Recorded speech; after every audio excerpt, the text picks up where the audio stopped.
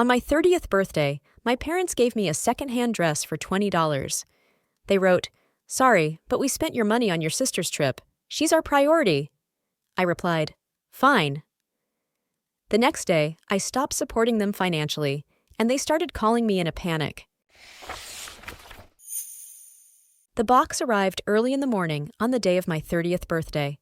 I was just finishing my breakfast when the bell rang. The courier handed me a small package with a brightly colored "Happy Birthday" sticker. Mom's handwriting was sprawling, with a distinctive slant. It was odd that they hadn't called to congratulate me, but perhaps they decided to surprise me. I set the box on the kitchen table and cut the tape with a stationery knife. Inside was something soft wrapped in thin tissue paper. On top was an envelope with my name on it. Unwrapping the paper, I frowned perplexed. The dress in front of me was light blue, with a small floral pattern. The fabric looked worn, and the sleeve had a barely visible, but still distinguishable darning.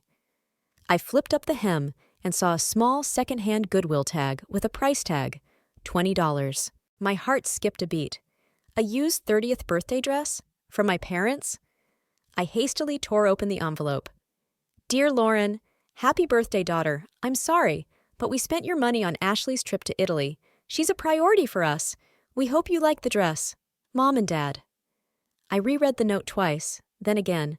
It was like a metronome had been turned on in my head, counting down the seconds in the void. $3,000.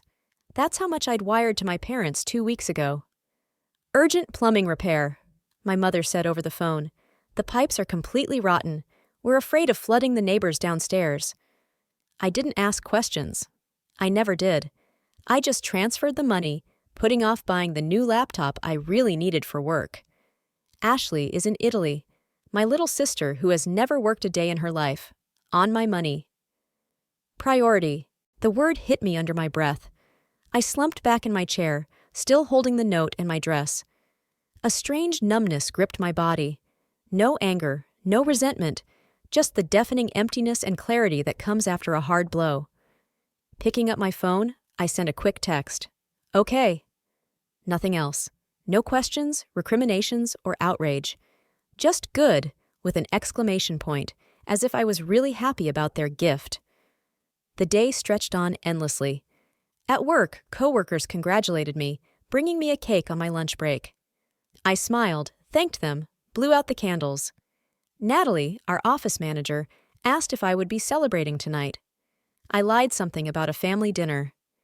Back at home, I opened the bottle of red wine I'd bought the day before. 30 years is a serious date, I told myself at the store then. Deserves a good wine. Pouring the glass, I sat down at my computer and logged into my bank account. Instead of checking recent transactions, I started looking at my history for the past 5 years. Transfer to Mom and Dad, $1,200 for a new air conditioner. Transfer to Mom and Dad, $2,500, roof repair after the hurricane. Transfer to Mom and Dad, $4,000 for property tax arrears. Transfer to Mom and Dad, $750 for dentist for Ashley. Transfer to Mom and Dad, $3,500, Dad's car repair. Page after page, month after month, year after year. I methodically wrote out each amount, creating an Excel spreadsheet. By the end of the second drink, I had the whole picture. In 5 years, I had transferred almost $42,000 to my parents. $42,000, almost a third of my total income over that period. I leaned back in my chair, stunned. All these years, I'd been living in a tiny rented apartment, saving money on everything from clothes to groceries, giving up vacations and entertainment. Gotta be responsible, I told myself. Family is more important. $42,000. A down payment on a place of my own, or the education I dreamed of, or a year of traveling, or, anything. My life, which I was giving away piece by piece. And in return? A $20 second-hand dress and a note that finally set things straight. "She's a priority to us!" 3 exclamation points to make sure I understood. By midnight, finishing my 3rd glass of wine, I could feel something change inside me. Tears dried on my cheeks, leaving salty tracks. Pain and shock were giving way to something new. A cold, crystal-clear determination. I took a pen and wrote on a piece of paper. Things changed today. Then I added a list. Short, clear, like an instruction manual. First item, cancel all automatic payments to parents. Item 2, close joint accounts. Point 3, meet with a financial counselor. And last, and most important, never allow yourself to be taken advantage of again. I reread the list several times, feeling strangely calm. 30 years old, an age when many people already have a family, a home, an established life. And me? I had a list of unfulfilled wishes, an empty refrigerator, and a $20 dress as a gift from the people who were supposed to love me more than anyone else in the world. Putting the list next to my bed, I went to bed. That night I dreamed of waves, huge, powerful, sweeping away everything in their path. I stood on the shore and watched them approach, but instead of fear, I felt only relief. It was as if the waves were going to wash away something old and outmoded to make room for the new. When I opened my eyes in the morning, I knew exactly what to do next. 30 years was not the end, but only the beginning of my real life, a life where I would finally prioritize myself. My first job started the summer I turned 16. Donna's Little Cafe on the corner of our street was looking for an assistant waitress for the weekend. I still remember the feeling of pride when I received my first paycheck, $186 for 2 weeks of work. The small stack of bills in the envelope felt like the beginning of an adult, independent life. That evening, my mom knocked on my room. "Lauren, you got the money today, right?" she asked, sitting down on the edge of the bed. "Yes, $186. I couldn't hide the pride in my voice. "That's great, honey. But you do realize that times are tough on the family, right? Daddy's paycheck is late, and the electric bill is higher than usual." She didn't ask directly, but the look in her eyes spoke for itself. I opened the desk drawer and handed her the envelope. "Sure, Mom, take it all." She smiled, stroking my head. "This is why you've always been our special girl, Lauren. So understanding. Keep $30 for pocket change." The pattern repeated itself every week. I worked, got a paycheck, gave most of it to my parents. By the end of high school, I was combining 2 part-time jobs, at the coffee shop on weekends and at the library 3 nights a week. Family needs seemed like a bottomless pit, eating up all my earnings. When I went to college, the situation only got more complicated. The scholarship only covered part of my tuition, and I racked up loans to pay for the rest. But my parents kept calling, telling me about unexpected expenses and emergencies that required my financial help.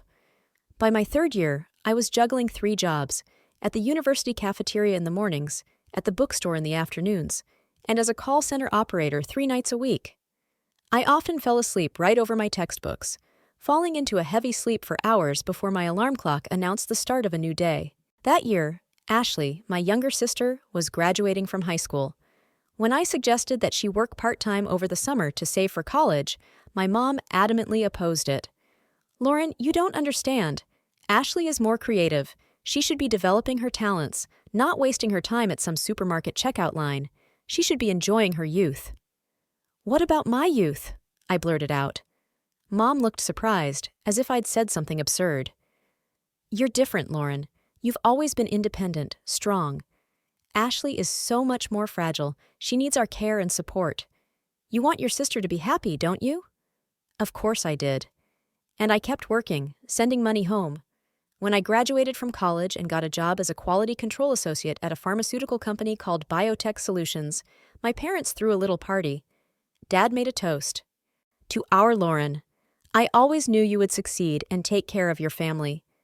Those words defined the next 8 years of my life. I took care of my family by sending monthly remittances that amounted to almost 1/3 of my paycheck. Every major expense of my parents became my expense. When Dad needed a new car, I made a down payment of $5,000. When Mom was diagnosed with dental problems, I paid for expensive treatment. When the house needed a kitchen remodel, I covered all the costs.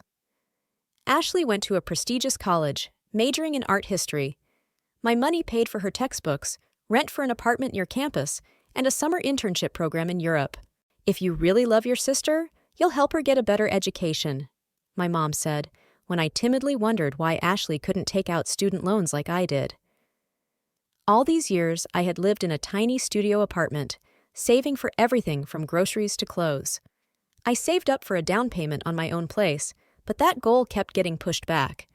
Every time I had a significant amount of money in my account, another family emergency would occur. I like to think that I was making good, mature choices, that my ability to support my parents made me a good daughter. But with each passing year, a quiet, uneasy feeling grew that something was wrong with this relationship. 2 years ago, I was promoted to senior specialist with a substantial increase in salary. When I broke the news to my parents, my mom's first question was, "How much more can you help us now?" Not congratulations, not pride in my accomplishments, just an estimate of how much more I could get. That summer, Ashley graduated from college. Instead of looking for a job, she announced that she wanted to find herself and travel Europe. She needed time to decide on her life path, Dad explained, dialing my phone number. "We thought you could pay for her trip as a graduation present." I agreed, suppressing my inner protest. $7,000, and Ashley was off on a 3-month trip, filling her Instagram with photos from expensive restaurants and fancy boutiques.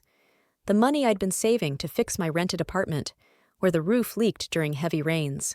On my 29th birthday, I received a card from my parents signed, "To our favorite daughter, who is always there for us when we need help."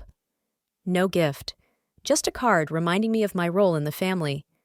That night, leafing through an album of childhood photos, I came across a snapshot. I'm 7 years old, holding a drawing, a bright sun over a cabin. My mom is not looking at me, but away, where 3-year-old Ashley is playing with a new doll. The caption on the back of the photo reads, "Lauren shows her drawing, September." Even then, even in the caption of the photo, I was a backdrop for my sister.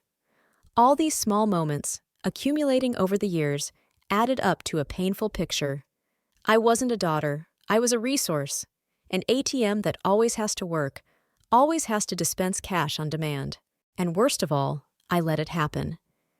Time and time again, I tried to earn their approval, to prove my worth through financial support. I thought that if I was generous enough, selfless enough, they would finally see me not only as a source of money, but as a person worthy of love and respect. But now, sitting in my apartment on my 30th birthday, with a tattered $20 dress and a note calling my sister a priority, I finally realized the bitter truth. No amount of money could buy me a place of priority in my parents' hearts. I could give every last dime, and it wouldn't change what mattered their choice to love one child more than another. I woke up at 7 in the morning.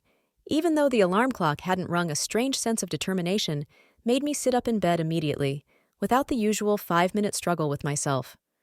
The first thing I did was call work. "Mandy? Good morning. It's Lauren Parrish. I'm sorry to call you so early, but I'd like to take the day off today. Family emergency." Mandy, our HR manager, sounded sleepy, but agreed without further question. I'd accumulated enough unused vacation days to take at least a week. In 8 years with the company, I rarely took time off. There was always work that required my presence, or I just didn't consider my personal business important enough to be absent from the office. But not today. Today, my business was more important than anything else. I showered, drank a strong cup of coffee, and opened my laptop. The first thing I did was log into my online banking. The automatic transfer to my parents was set up for the 5th of every month, $1,200 labeled Family Support. I clicked Cancel Regular Payment and confirmed the action by entering the code from the SMS. I then went to the Additional Cards section. 2 additional cards were issued for my main credit account, in my mother's and father's names. "For emergencies," my mom said. Last month, the emergency was a new designer bag for Ashley that my mom saw at the mall. I selected both cards and clicked Block. The system asked for a reason. "Lost," I selected from the drop-down list. It only took 20 minutes, but when I closed the laptop, I felt like I'd run a marathon. My heart was pounding and my hands were shaking slightly. I drank more coffee, trying to gather my thoughts. The next item on my plan was to meet with a financial advisor. I'd found Marcus Jenkins through a colleague's recommendation. His office was located in a business center about 20 minutes from my house. Fortunately, he had a 10-hour window in his schedule. "I understand your concern, Miss Parrish," Marcus said, after reviewing my financial records. Unfortunately, these situations of financial exploitation in families are more common than one might think. Financial exploitation, I repeated, tasting the word combination. I had never thought of it in those terms. Regardless of what we call it, you need to protect your assets and develop a new financial strategy. First, I recommend changing all bank account passwords and checking for automated payments. Already done this morning. Great. Second, it's worth checking your credit history to make sure there are no loans in your name without your knowledge. I felt a chill run down my spine. Do you think that's possible? Unfortunately, yes. If your parents have access to your personal information, they could use it. We spent almost 2 hours working out a financial protection plan and a new saving strategy. Marcus helped me calculate how much I could save each month now that I was no longer sending money to my parents. It turned out to be a sizable amount. At this rate, you could make a down payment on a small house or apartment in a year and a half or 2 years, he said, showing me the calculations.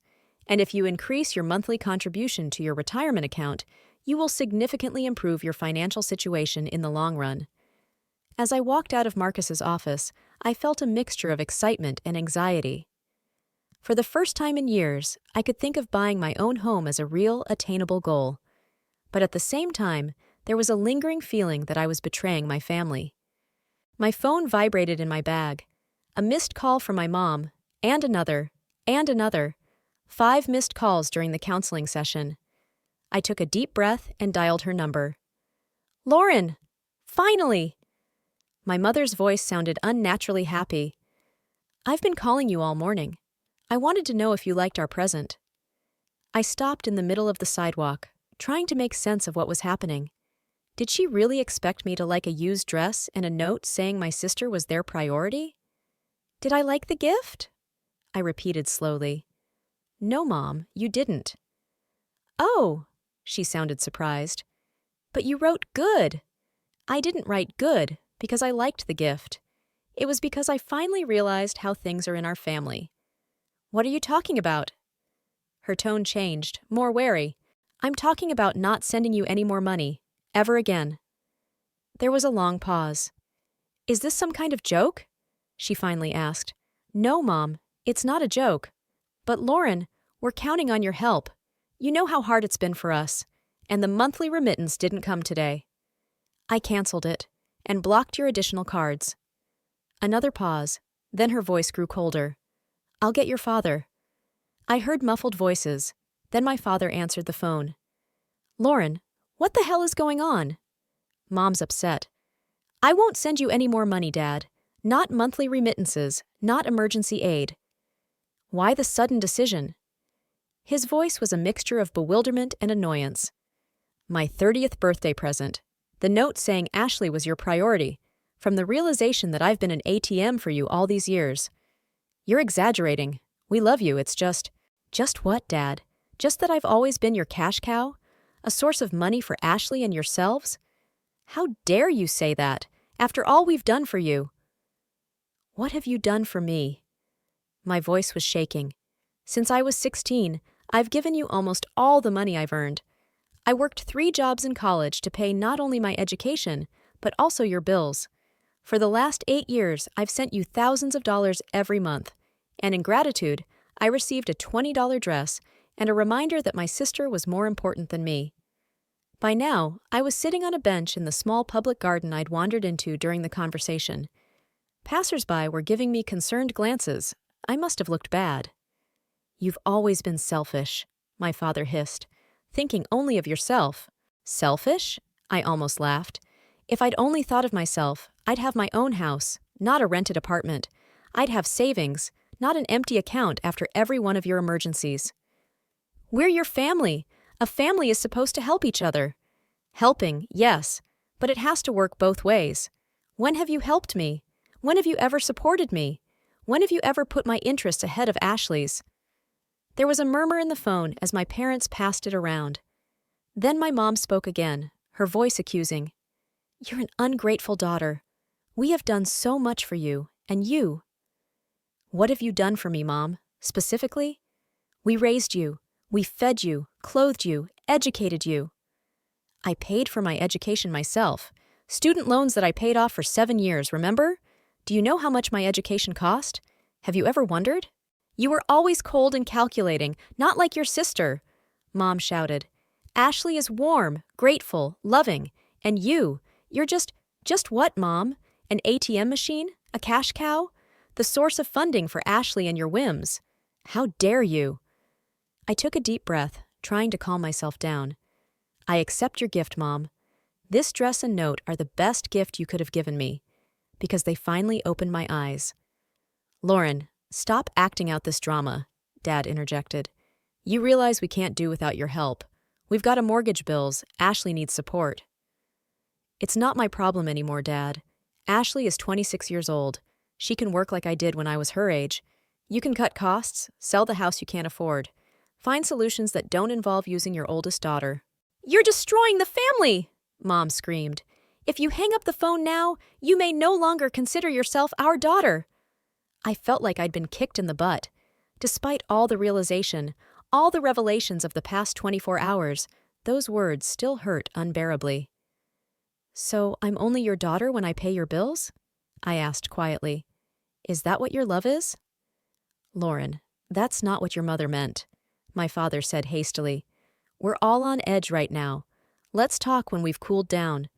Why don't you come over for dinner on Sunday and we can talk about it? I knew that tone. Conciliatory, soothing.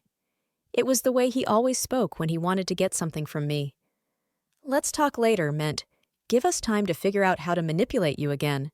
No, Dad, I'm not coming on Sunday. I'm not coming next Sunday either. I need time to figure out myself and my life, without all your pressure and guilt. Lauren, you can't just... I can, Dad. And that's exactly what I'm doing. Goodbye. I hit the end button and turned my phone off. My heart was pounding like crazy. My hands were shaking. My throat lumped, and I couldn't hold back the tears that ran down my cheeks. Passers-by avoided me. A crying woman on a park bench was no place to socialize. I sat like that for almost an hour, allowing myself to mourn not only today's breakup, but all the years of injustice, manipulation, and emotional abuse. When the tears finally dried up, I felt strangely relieved. It was as if the heavy backpack I'd been carrying for years had suddenly disappeared from my shoulders. It was easier to breathe. The future, previously vague and uncertain, suddenly seemed full of possibilities. I turned on my cell phone. 27 missed calls and 32 messages. Without reading them, I deleted all notifications and dialed the number of the food delivery. For the first time in a long time, I ordered myself a nice dinner without worrying about the price.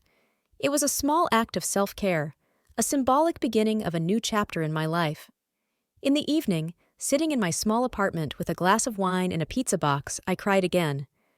But these tears were different, cleansing, liberating. I was mourning the family I never had, and the relationships that had always been one-sided. And at the same time, I felt a strange, almost intoxicating freedom. Tomorrow would be the start of a new day. A day when I would live for myself, not for those who saw me only as a source of money. And despite the pain of loss, I knew I had made the right decision. After severing my financial relationship with my parents, I naively thought the hardest part was over. I was wrong. The next morning, Aunt Veronica, my mom's sister, called. Lauren, what have you done? Your mom's been crying for 2 days. They've done so much for you, and this is how you repay them? Before I could even respond, she continued, You've always been a weird kid, but to do this to your own parents? They gave you a life, raised you, and you... Uncle Frank was next, then Cousin Chloe, then even a distant relative I'd only seen twice in my life. Each call followed the same script. I'm selfish, ungrateful daughter, ruining my family. My parents did everything for me, and I repaid them with black ingratitude. I stopped answering calls from unknown numbers, but it didn't help. Relatives wrote on social networks, sent emails. It seemed my parents had mobilized the whole family in a campaign to get their financial donor back. The messages from Ashley were especially painful.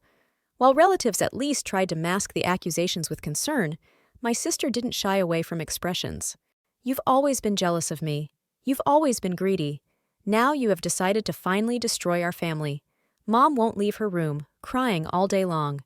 Dad might lose his job because of the stress. Are you happy? Did you get what you wanted? I blocked numbers, deleted messages, but they found new ways to get to me. The guilt I'd been diligently suppressing blossomed with renewed vigor after each contact with my family. On the fourth day of the siege, the thing I feared most happened. Coming back from my lunch break, I saw my parents standing at the entrance to the office building. Mom was wearing the same dress she wore to my graduation, her dressy outfit for important occasions. Dad was nervously rubbing his car keys. I froze in place, not knowing what to do. Leave? Come back later? But my boss was expecting a report by 3 o'clock. Taking a deep breath, I headed for the entrance, hoping to slip past. It didn't work. My mom spotted me and rushed over. "Lauren, finally! We've been calling you, texting you. Why are you ignoring us?" Her voice was shaking, her eyes red with tears. A couple coworkers walking by looked back curiously. "Mom, Dad, this is not the place to talk. I'm at work." "Where else would we find you?" Dad intervened. "You've blocked our numbers. You won't answer our messages." Their voices grew louder and louder. People began to stop, watching the family drama. My immediate supervisor, Paul Barry, came out of the building, interested in the commotion. "Is everything okay, Lauren?" he asked, stepping closer. Before I could answer, my father turned to him. "Are you her supervisor?" "I'm Thomas Parrish, Lauren's father. Our daughter has abandoned her family in their time of need, refusing to help her sick parents." My face flashed with shame and anger. They came to my job to embarrass me in front of my coworkers and management. "Mr. Barry, I apologize for this misunderstanding," I said, trying to speak calmly. "It's a personal matter that has no bearing on my work." Paul nodded, though there was a look of bewilderment in his eyes. "Sure, Lauren. Why don't you take 15 minutes and talk to your parents in the cafe across the street?" I agreed, realizing that the scene at the entrance was drawing too much attention. At the cafe, we sat at the far table, and my parents immediately went on the offensive. "Do you realize we're barely making ends meet?" Dad started. "The electric bill, the mortgage, my mom's medicine." "I'm not giving you any more money," I said firmly. "No amount of manipulation will change that." "Manipulation?" Mom theatrically flailed her arms. "We're asking our own daughter for help, and that's manipulation?" "Yes, that's exactly what it's called. And showing up here at my job is manipulation too." Dad leaned closer, lowering his voice. "You know, I know people in the pharmaceutical industry. One call and your career could be seriously jeopardized. That was the last straw." I got up from my desk. "You came to my job, made a scene in front of my coworkers, and now you're threatening my career? Do you really think that's going to make me change my mind?" "Lauren, wait!" My mom grabbed my hand. "We're just desperate. We really need your help." "You need my money, not my help. The difference is huge." I walked out of the cafe, shaking with adrenaline and anger. Back in the office, I apologized to Paul and plunged into work, trying not to think about what had happened. In the evening, as I was packing my things before leaving, I heard a knock on my office door. It was Natalie, our office manager. Hi. I saw your parents today. Is everything okay?" I wanted to lie, to say I was fine, but instead I burst into tears. The tears I'd been holding back all day came in floods. Natalie closed the door, came over, and just hugged me without saying a word. When I calmed down a little, she said, "You know, I went through a similar thing. My ex-husband was an emotional vampire. For 6 years, I tried to live up to his expectations until I realized I was losing myself." We sat in the office until 9 o'clock at night. Natalie told her story and then listened intently to mine. No judgment, no trite, make peace with your family advice. She just understood. "You need professional support," she said as we were about to leave. "I can recommend a great therapist, Julia Reed." She helped me out of the pit after my divorce. The next day, I made an appointment with Julia Reed. A short woman with short gray hair and attentive eyes, she immediately made me feel at ease. "Guilt is the most difficult emotion for children from dysfunctional families," she said after I shared my story, "especially when parents intentionally cultivate it." Our weekly sessions became an island of calm in a raging sea of family drama. Julia helped me recognize manipulation, set healthy boundaries, and most importantly, believe that I have a right to my own life. "You don't have to sacrifice yourself for your parents," she repeated. Healthy relationships are built on mutuality and respect, not obligation and guilt. On her advice, I began to look for new interests and hobbies, all the things I'd been putting off for lack of time or money. I signed up for yoga. The practice helped calm the endless stream of anxious thoughts. I joined a cooking club, where I learned to cook dishes that I had only read about in magazines. When my parents realized that the usual methods of pressure were not working, they changed tactics. One evening, my mom called from an unknown number. I answered without recognizing her. "Lauren, it's Mom." Her voice sounded weak and painful. "Don't hang up, please. I have some bad news." My heart squeezed with anxiety. "What's wrong?" "The doctor found a tumor. I need surgery, very expensive. Insurance only covers part of it." I felt myself being pulled into a familiar vortex of anxiety and obligation. Almost automatically, I began to mentally count my savings. "I'm sorry, Mom," I said at last, "but I can't give you the money. Do you want me to die?" Her voice grew stronger, instantly filled with accusation. "No, of course not. I can help you find information about available medical programs, charities." "I don't need charities. I need help from my own daughter." "I am offering help, Mom, just not in the form of money." "You heartless, callous." She launched into a torrent of accusations, which I patiently listened to. After that conversation, I called Julia, second-guessing my decision. What if Mom is really sick? What if she really needs surgery? "Trust your gut, Lauren," Julia said. "If you feel it's manipulative, it probably is. But even if the problem is real, it doesn't mean you have to sacrifice your financial well-being." I took her advice and gathered information about government healthcare programs, insurance options, and patient support funds. I emailed all the materials to my mom, offering to help her fill out the necessary paperwork. In response, she received an angry message from her father. "You think your mother is going to grovel and beg the government for charity, after all we've done for you?" This confirmed my suspicions. It wasn't about illness, it was about control and money. I felt not relief, but deep sadness at the realization of how toxic our relationship had been. "Recovery is not a linear process," Julia said in our sessions. "There will be ups and downs, moments of doubt, and moments of clarity. The important thing is to keep moving forward, even in small steps. And so I moved every day when I said no to unreasonable demands, when I spent money on myself without feeling guilty, when I allowed myself to enjoy life. It was a small step toward restoring my inner world, toward finding my true self. A year and a half flew by like a day sitting on the veranda of my new home, a small but cozy cottage in a quiet Oak Ridge neighborhood. I flipped through the pages of my diary, remembering the events of the past months. Each entry celebrated a small victory, a promotion to quality control supervisor, opening a savings account for a down payment on a house, my first solo weekend trip to Portland. My move happened 6 months ago, when I finally saved enough for a down payment. The realtor showed me dozens of options, but this house won me over at first sight. Bright rooms, a small garden in the backyard, an old maple tree casting whimsical shadows on the walls. It wasn't perfect. The kitchen needed updating, and the bathroom had a leaky faucet. But it was my home, bought with money earned through honest labor and saved through strict financial discipline. I kept in minimal contact with my parents. Short calls at Christmas, Thanksgiving, and birthdays. Conversations lasted no more than 15 minutes and were limited to formal questions about health and the weather. No requests for money, no accusations, no manipulation. I set clear boundaries and stuck to them. I learned from Aunt Veronica that my parents had found a new funding source.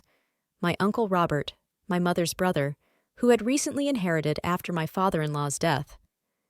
"They are literally stalking poor Robert," Aunt Veronica said during our rare phone conversation. "Every week there's a new drama, a leaky roof or a broken-down car. He'd already given them about $15,000. I didn't feel gloating when I heard that. More like sadness at the realization that my parents hadn't changed and had just found a new victim. Uncle Robert was a grown man, though, and he'd made his own choices, just as I'd once made mine.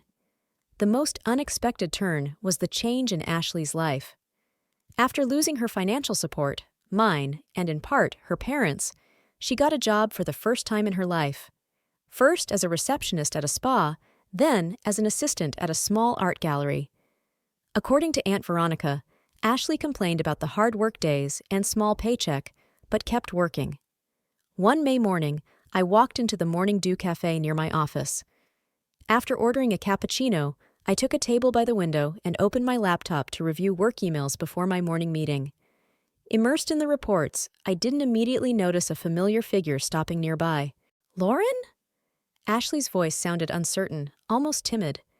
I looked up and saw my sister, slimmed down, her hair in a simple ponytail, wearing inexpensive but neat clothes.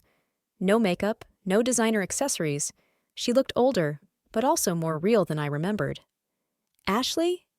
I couldn't hide my surprise. "What are you doing here?" "I work at the gallery across the street." She pointed to a small building with windows that displayed paintings by local artists.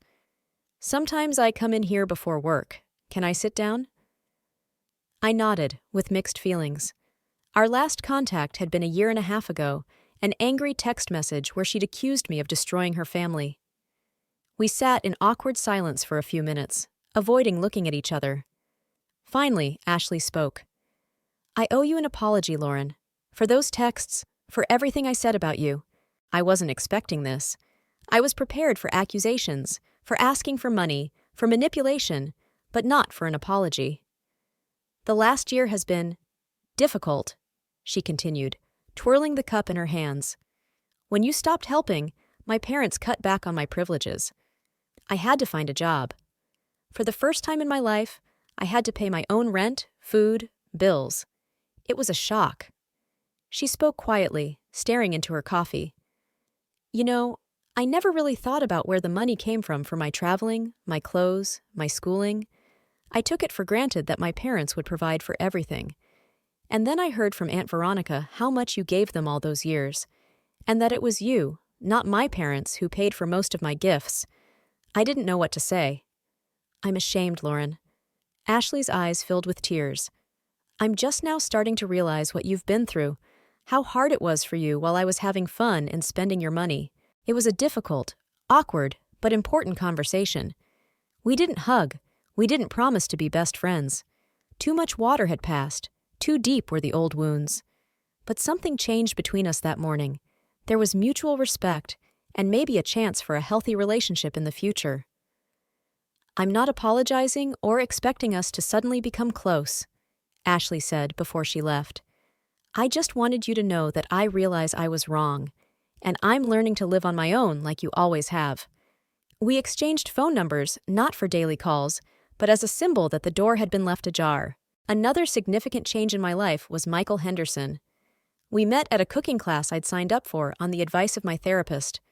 Tall, with kind eyes and an infectious laugh, he taught high school history and took the class to learn how to cook something more complicated than macaroni and cheese. Our relationship was slow to develop. I was still afraid to trust, to open up, to let someone into my life. But Michael was patient and understanding. He admired my strength, my independence, my ability to overcome difficulties. "You're amazing," he said one evening as we sat on the porch of my new home. "A lot of people would have broken down after what you've been through, but you've gotten stronger." With Michael, I felt for the first time that I was valued not for what I could give or do for others, but simply for what I was. Of course, not all problems were solved in that year and a half. I was still working with a therapist on my emotional traumas, still learning to set healthy boundaries, still struggling with bouts of undeserved guilt. But now, when I looked in the mirror, I didn't just see the family ATM or the responsible oldest daughter, but a whole person with her own desires, dreams, and right to happiness. On the day that was exactly 1.5 years since my 30th birthday, a courier delivered a small package. Without the sender's signature, but I immediately recognized the handwriting on the sticker. Mom.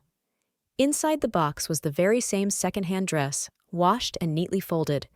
Attached to it was a note. "This has always belonged to you." I stared at the phrase for a long time, trying to decipher its meaning. An apology? Another manipulation? An attempt to re-establish contact? Probably all of the above. The dress smelled like my mother's favorite laundry conditioner, lavender scented. The same scent haunted me throughout my childhood, bringing back difficult memories. Rare moments of maternal tenderness, more often criticism, resentment, comparisons with my sister. The next day, I took the dress to the charity store, Dobro Dello, the same store from which it had once come to me. Symbolic completion of the circle. Would you like to keep it for sale?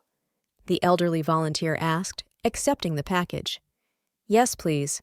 I hope it will find a mistress who will be better suited for it than it was for me. Leaving the store, I headed to the mall nearby. In the women's clothing department, I chose a dress, a bright, perfectly fitting dress in my favorite emerald color. Not cheap, but not prohibitively expensive, just a beautiful thing that made me happier. In the fitting room, looking at my reflection, I smiled. The color emphasized the green sparkle in my brown eyes. The length was perfect, the fabric laying nicely against my skin. But it wasn't just the dress. It was me, my gaze, my posture, the inner light that was beginning to show through the cracks of my old, broken shell. Do you take it? The consultant asked, looking into the fitting room. Yes, I replied. It's perfect for a new beginning. Любі глядачі, дякую вам за перегляд, ставте лайки та підписуйтесь на канал. Також напишіть в коментарях, чи погоджуєтесь ви з Дженніфер, чи вона мала розказати все матері, чи ні, чи мала все розказати своєму коханцю щодо свого чоловіка, чи ні. І також прокоментуйте, чи вам сподобалось це відео.